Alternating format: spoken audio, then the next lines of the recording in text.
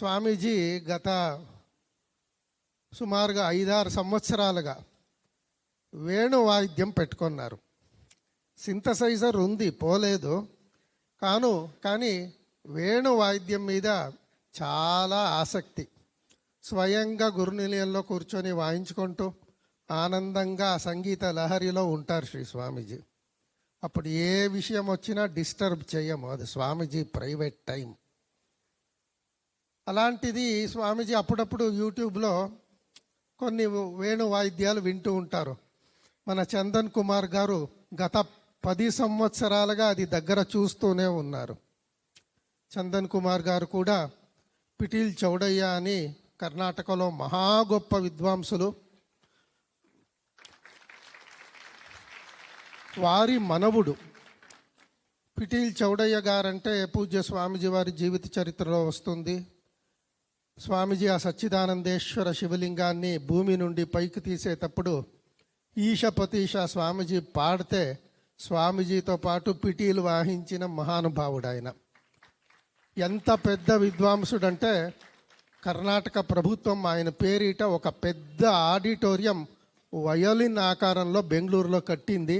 దాంట్లో పూజ్య శ్రీ స్వామీజీ వారి సంగీత కాన్సర్ట్ కూడా జరిగింది.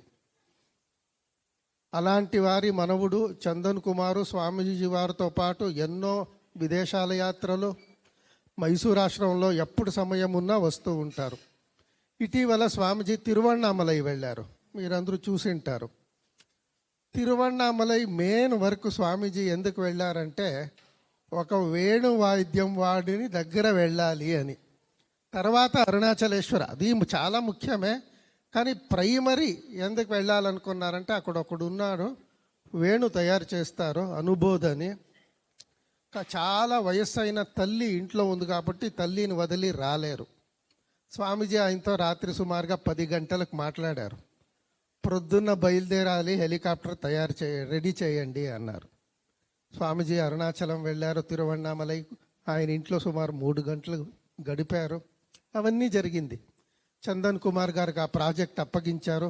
వారు కూడా స్వామీజీ వారితోనే హెలికాప్టర్లో వచ్చారు.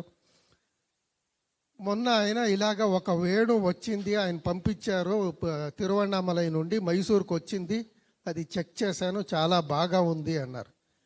మరో క్షణమే బయలుదేరిరా అని స్వామీజీ ఆదేశం. వచ్చారు. వచ్చిన తర్వాత ఇక్కడి దాకా వచ్చావు కదా, ఒకరోజు నాతో పాటు వేణు వాయిద్యం వాయించు అన్నారు.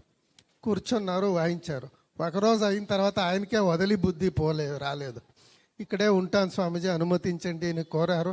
స్వామీజీ సంతోషంగా అంగీకరించారు. అది ఒక లీల. మొన్న స్వామీజీ యూట్యూబ్ చూస్తూ ఇంకో వేణు వాయిద్యంది చూశారు. వెంటనే ఆయనకి ఫోన్ చేయండి, ఫోన్ ఇవ్వు నేనే మాట్లాడతాను అని. వారే ప్రకాష్ హెగ్డే గారు ఇక్కడ కూర్చున్నారు మన మధ్యలో.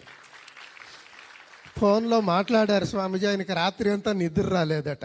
ఇంత పెద్ద స్వామీజీ నాతో ఎందుకు ఫోన్లో మాట్లాడుతున్నారు అని ఆయన కంగారు. చాలా విన్నారు స్వామీజీ వారి గురించి, కానీ వారే ఫోన్లో మాట్లాడింటారా, వారే రమ్మంటున్నారంటే వెంటనే టికెట్ చేయించి ఇక్కడి దాకా రప్పించుకొని ఈరోజు ఆయనతో పాటు 1.5 గంటల సేపు స్వామీజీ వేణు వాయిద్యం వాయించుకున్నారు. ವಾರು ಪ್ರಕಾಶ್ ಹೆಗ್ಡೆ ಗಾರು. ದಯವಿಟ್ಟು ವೇದಿಕೆಗೆ ಬಂದು ಗುರುಗಳ ಆಶೀರ್ವಾದ ಸಭಾಪೂರ್ವಕವಾಗಿ ಪಡ್ಕೋಬೇಕು ಅಂತ ನಾನು ಕೋರ್ಕೋತೀನಿ. ಈ ಪ್ರಕಾಶ್ ಹೆಗ್ಡೆ గారిది కూడా ఒక కృష్ణ లీలే. ఆయన ఎక్కడో బెంగళూరులో ఉంటే ఏమీ తెలియకోకుండా మర్నాడు విజయవాడ రా అంటే ఏమవుతుంది. ఇప్పుడు దాకా చూడని స్వామీజీ చాలా విన్నారు.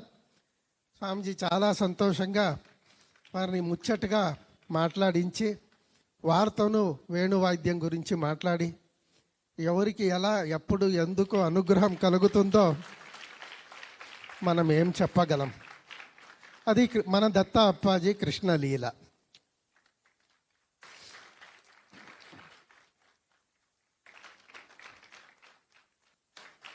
ನಾವು ಒಂದೇ ಹೇಳೋದು ಪ್ರಕಾಶ್ ಹೆಗ್ಡೆ ಅವರೇ, ನೀವು ಇಲ್ಲಿಗೆ ಸ್ವಾಮೀಜಿಯವ್ರು ಹೇಳಿದ ಕೂಡಲೇ ಬಂದು ಸ್ವಾಮೀಜಿಯವ್ರ ಮನಸ್ಸು ಸಂತೋಷ ಪಡಿಸಿದ್ದಕ್ಕೆ ಸಾವಿರಾರು ಜನ ದತ್ತಭಕ್ತರು ಸಂತೋಷ ಪಟ್ಟಿದ್ದಾರೆ. ಅಷ್ಟೇ ಹೇಳಬಲ್ಲೆ. ಯಾವ ಜನ್ಮದ ಋಣಾನುಬಂಧವೋ ಹೀಗೆ ತಂದೆ ತಾಯಿಯಂದಿರ ಆಶೀರ್ವಾದವಾಗಿ ಗುರು ಹಿರಿಯರ ಆಶೀರ್ವಾದವಾಗಿ ಈ ಸ್ವರೂಪ ತಿರುಗತ್ತೆ ಅನ್ನೋದ್ರಲ್ಲಿ ಎರಡನೇ ಮಾತೇ ಇಲ್ಲ.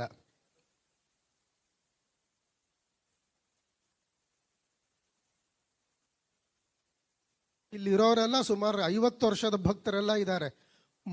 ಮರಿ ಮಕ್ಕಳು ಕೂಡ ಸ್ವಾಮೀಜಿ ಭಕ್ತರು. ಅವರ ಮುತ್ತಾತ, ಅವರ ತಂದೆ ಕೋಲ್ ತಾತ, ಅವರು ಕೂಡ ಭಕ್ತರು ಆ ಕಾಲದಿಂದ ಬೆಳೆದು ಬಂದ ಆಶ್ರಮ. 68ನೇ ಇಸ್ವಿಯಲ್ಲಿ ಸ್ವಾಮೀಜಿ ಇಲ್ಲಿಗೆ ಬಂದಿದ್ದು.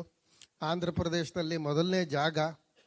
ಸೊ ಅಲ್ಲಿಂದ ಈ ಆಶ್ರಮ ಹೀಗೆ ಬೆಳೆದು ಬಂದಿದೆ ಅಂದರೆ ಸ್ವಾಮೀಜಿ ಜೊತೆ ಆ ಹೊಸುಗೆ ಅಂತಾರಲ್ಲ, ದೃಢವಾಗಿ ಅದು ಏರ್ಪಟ್ಟಿರೋ ಆಶ್ರಮ ವಿಜಯವಾಡ ಆಶ್ರಮ. ಇದನ್ನು ಎರಡನೇ ಮೈಸೂರು ಅಂತ స్వామీజీ కరీతారు. ఇంకా మైసూరు ఆశ్రమమే చూడలేదు, విజయవాడ ఆశ్రమం చూసొచ్చారు.